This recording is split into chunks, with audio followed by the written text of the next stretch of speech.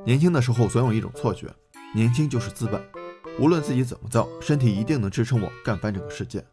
于是拿着3000块的薪水，干着996的工作，白天在公司里释放激情，晚上在游戏上发挥余热，饿了垃圾食品充饥，累了咖啡红牛续命。生产队的驴都不敢这么造。结果现在刚30出头，世界没干翻，自己的身体先被干翻了。头顶的秀发已为数不多，性感的肚腩也逐渐圆润，白天没精神，晚上睡不着。20岁生猛犹如程咬金，30岁柔弱堪比林黛玉。Hello， 大家好，欢迎回到星河百度。今天咱们聊聊年轻人的身体是如何一步步被毁掉的。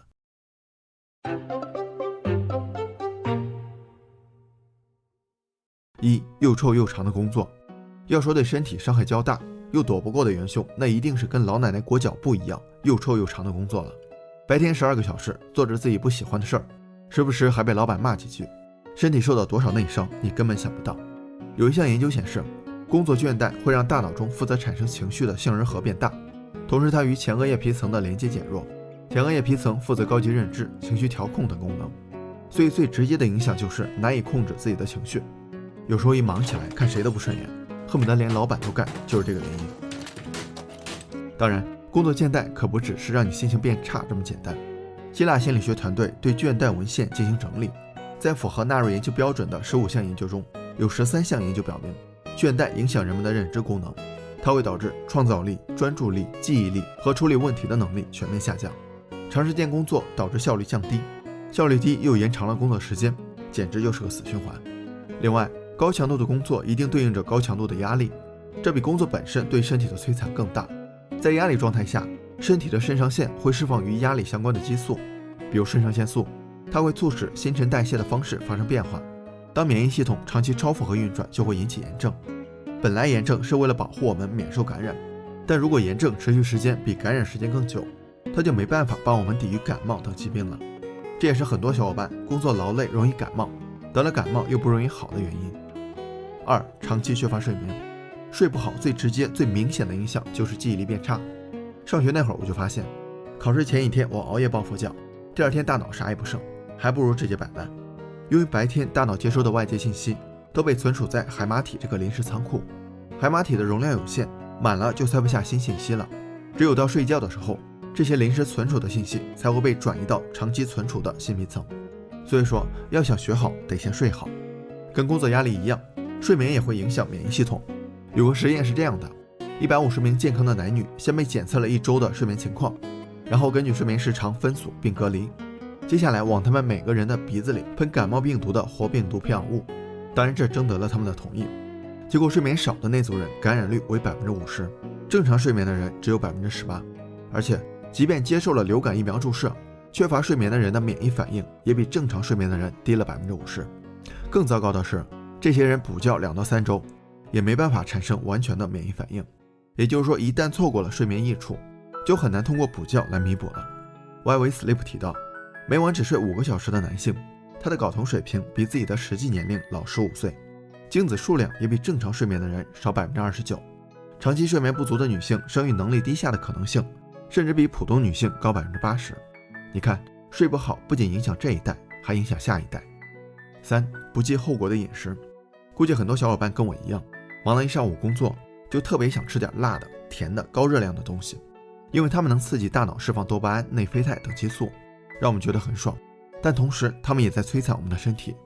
就拿油炸的薯片、薯条来说，它没法提供维生素 B12， 会导致贫血和疲劳；没法提供钙和欧米伽3脂肪酸，导致骨质疏松和免疫系统衰弱；过多的盐和反式饱和脂肪酸，又会让你有患心脏、肾脏和肝脏疾病的风险。面包糕点也是很多白领下午茶的首选，但这些高淀粉食物消化的特别快，大量的葡萄糖进入到血液中，血糖水平也就迅速飙升，然而过一会儿血糖水平又急剧下降，导致你想要摄入更多的糖。平常点的外卖就更是满满的科技与狠活了。麻辣烫的汤你真的以为是骨汤熬着的吗？用骨汤膏都已经算是良心商家了，相信鱼丸有鱼，肉丸有肉，更是跟相信老婆饼里有老婆一样天真。盖浇饭用的大米差就差点，至少是这2天现蒸的，但上面的浇头用的是什么时候的调理包就真的说不好了。不注重饮食的危害跟抽烟一样，不存在哪一根让你生病，它是一点一点的积累，最终量变引起质变。而且你可能不知道，食物的慢性中毒是癌症诱因的第2大元凶。4. 慢性的社会压力。在现在这个优质资源相对短缺、价值导向同质化严重的社会，很多人是打娘胎开始，从小卷到大，求学、就业、结婚、育儿、养老。虽然每个人都像是写好了程序，但没有一项是可以不出 bug 轻松运行的。几十年如一日的慢性压力，让你长期处于应激源的刺激状态下，给精神和身体带来双重折磨。当人处于压力状态下，身体的内分泌系统就会紊乱，释放压力激素皮质醇。皮质醇是身体在突发情况下搬来的救兵，它们拉响警报，让身体进入戒备状态。这个时候心跳加速，血压血糖升高，防御系统超负荷运转。如此一来，身体的其他部门，比如消化系统、免疫系统、心血管系统的工作就会受到影响。短期的急性压力，戒备解除后，身体很快就恢复平衡了。但如果长期处于压力状态，就会导致牵一发而动全身的结果，就像是人们都去前线打仗了，也没人种地了，也没人做生意了，整个社会体系都崩溃了。其实咱们在日常生活中也能发现，压力大的人更容易失眠，得一些慢性疾病，衰老的也更快，这些都跟体内皮质醇水平较高有直接关系。这一套组合拳下来，即便你再年轻，身体再好，不出几年也跟现在的我一样，站一会儿就累，走2步就喘。30岁的年龄，60岁的身体。之前有报道指出，中国70%的人都处于亚健康状况。如果这个数据是真实的，那上面这些我们习以为常的行为，真的需要引起我们的重视了。第一波新冠刚走，第2波又悄然来袭，每次都给我们敲响了一次警钟。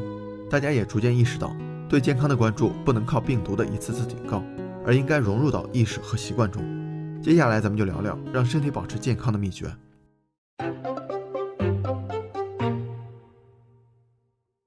1. 多锻炼，多活动。我发现锻炼是一件刚开始要多苦有多苦，但坚持下来要多爽有多爽的事儿。运动的时候，大脑会释放很多化学物质，比如内啡肽，这种激素能给我们带来愉悦感，同时也能让注意力更集中，改善情绪，提高记忆力。坚持6周，你体内的线粒体能增加到50%，它能把碳水、脂肪、蛋白质转化成肌肉所需的能量，你会感觉耐力提高了。坚持半年，你发现自己最大摄氧量提高了25%，它代表了身体把氧气运输到肌肉，用于合成能量的速度，也是健康的一个重要指标。1年之后，你的骨密度变高，这会减少骨质疏松的风险，而且你还能发现头疼脑热的小毛病也减少了。当然，大家每天都很忙，不用担心，你不用每天挤很多时间。根据美国卫生和人类服务部的建议，每周只需要2.5小时的中等强度运动，比如快走或骑行，或者每周1小时15分钟的高强度锻炼，比如跑步或者游泳。按这个标准，每天半个小时就够了。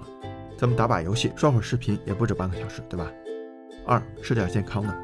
地中海饮食一直以来都被认为是最健康的饮食习惯。2010年，联合国教科文组织甚至把它列为非物质文化遗产。它的核心是高纤、高钙、抗氧化，按不同的频率和分量来分配各种食物的摄入。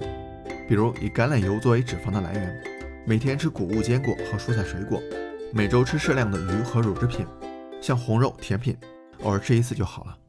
3. 睡不好如何补救？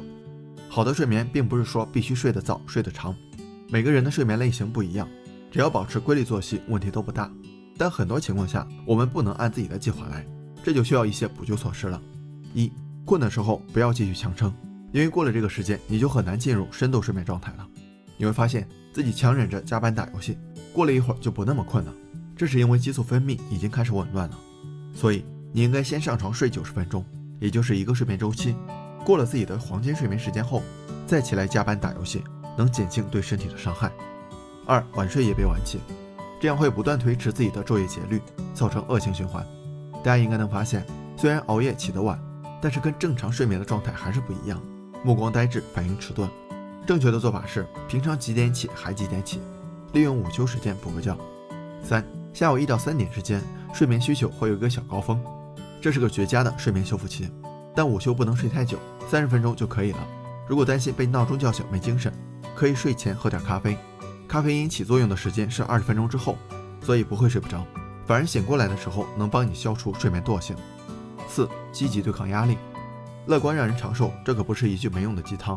2019年，美国波士顿大学的研究人员发现，乐观的生活态度会让人活得更久，能增加活到85岁的可能性。